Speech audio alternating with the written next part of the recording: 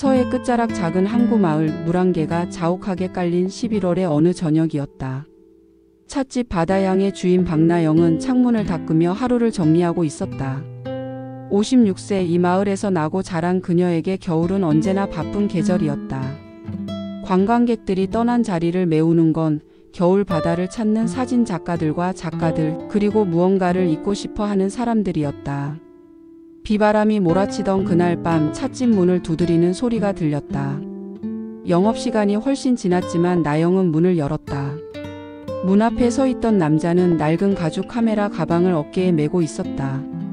회색 머리에 깊게 파인 주름, 그러나 묘하게 따뜻한 눈빛을 지닌 60대 초반의 남자였다. 죄송합니다. 이 근처에 머물 곳을 찾고 있는데. 그의 목소리는 비에 젖어 있었다. 최도윤입니다. 한 달 정도만 머물 수 있을까요? 나영은 잠시 망설였다. 찻집 2층의 작은 방들은 대부분 비어 있었지만 이상하게 이 남자에게서 설명하기 어려운 쓸쓸함이 느껴졌다. 마치 오랫동안 떠돌다가 지친 새 같았다. 비가 너무 심하네요. 들어오세요. 그날 밤 도윤은 바다가 보이는 작은 방에 짐을 풀었다. 가방 안에는 오래된 카메라와 몇 벌의 옷, 그리고 두껍게 쌓인 사진들이 전부였다. 창밖으로 들리는 파도 소리를 들으며 그는 처음으로 깊은 잠에 빠져들었다. 항구에 들이온 의심 도윤이. 마을에 온 지 사흘째 되던 날 항구 끝 창고에서 비상발전기 도난 사건이 발생했다. 마을에서 공동으로 사용하던 중요한 장비였다. 겨울철 정전에 대비한 유일한 비상전력이었기에 마을 사람들은 크게 동요했다. 어젯밤 누군가 창고 근처를 서성이는 걸 봤다는데. 이장 김씨가 찻집에서 중얼거렸다. 나영은 차를 내리며 귀를 기울였다. 그게 누구인데? 그 사진 찍는 아저씨 말이야. 뭐 확실한 건 아니지만 소문은 작은 마을의 특성상 빠르게 번졌다. 낯선 외지인, 정체불명의 과거, 그리고 의심스러운 행동. 사람들의 시선이 하나둘 도윤에게 모아지기 시작했다. 더욱이 찻집의 CCTV는 며칠 전 폭우로 인해 고장난 상태였다. 유일하게 도윤의 무고를 증명할 수 있는 증거가 사라진 셈이었다. 나영씨, 그분 어떤 사람인지 아세요? 이웃집 아줌마가 조심스럽게 물었다. 도윤은 마을 사람들의 시선을 느끼며 더욱 조용해졌다. 아침에 커피를 마실 때도 항구를 걸을 때도 따가운 시선이 따라왔다. 그는 카메라를 들고 나가는 일도 줄였다. 찻집에서도 나영과 눈을 마주치기 어려워했다. 아마 떠나야 할 것 같습니다. 사흘째 저녁 도윤이 조용히 말했다. 그의 목소리에는 체념이 깔려 있었다. 새벽 5시 도윤이 짐을 꾸리는 소리에 나영이 잠에서 깼다. 발소리가 조심스러웠지만 오래된 찻집의 바닥은 그의 움직임을 고스란히 전해왔다. 나영은 가운을 걸치고 2층으로 올라갔다. 방문 앞에 서서 망설이던 나영이 조심스럽게 문을 두드렸다. 최 선생님? 아, 나영씨. 일찍 깨우게 되어 죄송합니다.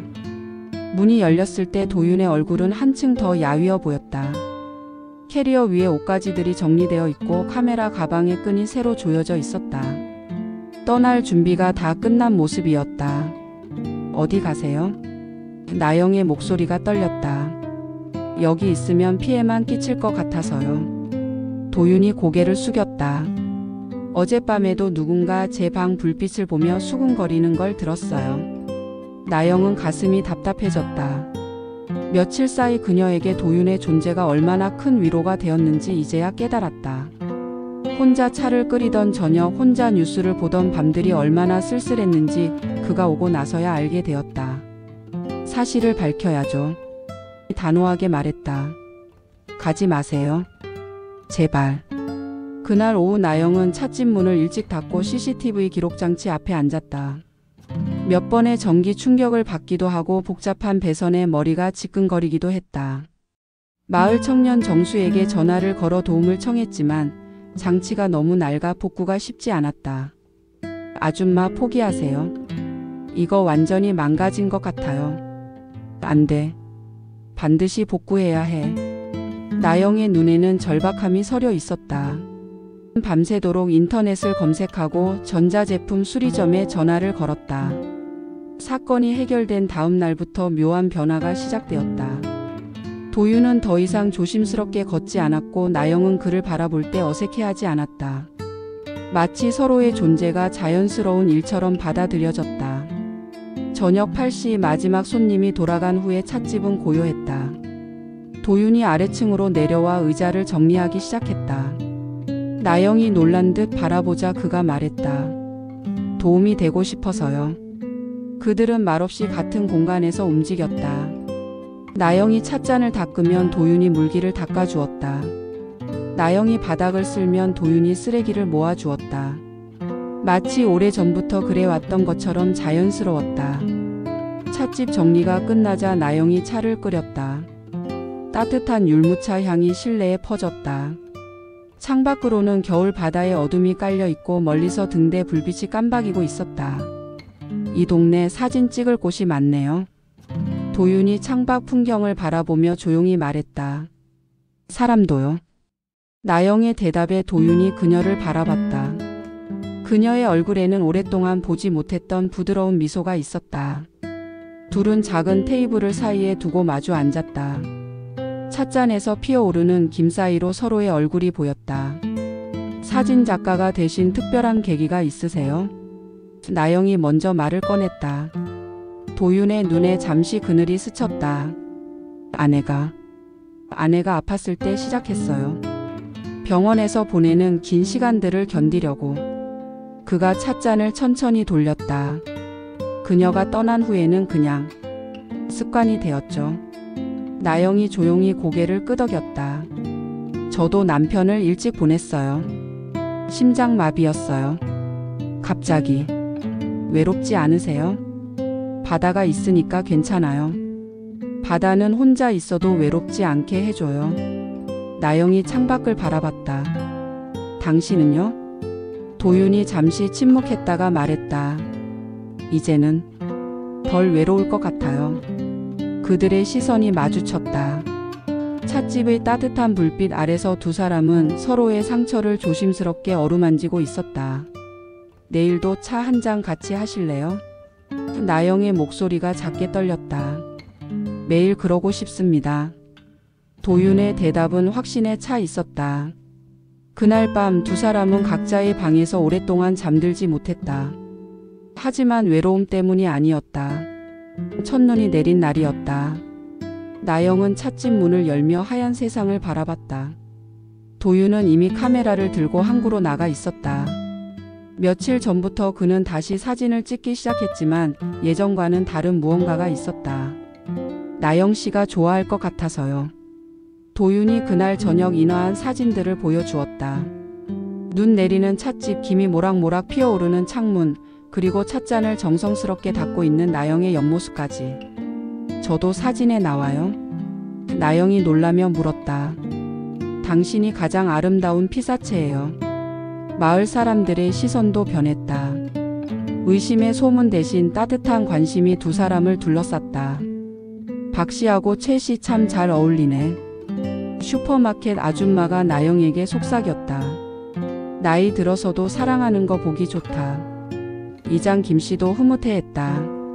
나영은 부끄러워하면서도 기분이 나빴던 건 아니었다. 오히려 오랫동안 잊고 지냈던 여자로서의 설렘이 되살아나고 있었다. 아침에 거울을 보며 머리를 만지작거리게 되었고 찻집에 놓을 꽃을 고르는 일도 즐거워졌다. 도윤도 달라졌다.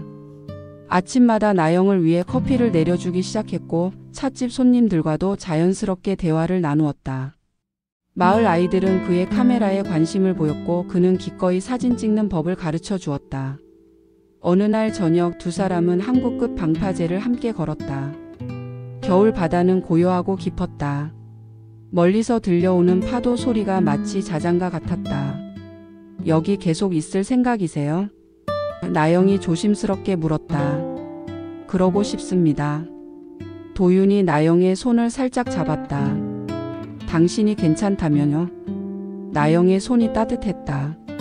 오랫동안 혼자였던 그녀에게 이런 온기가 있었다는 것이 신기했다.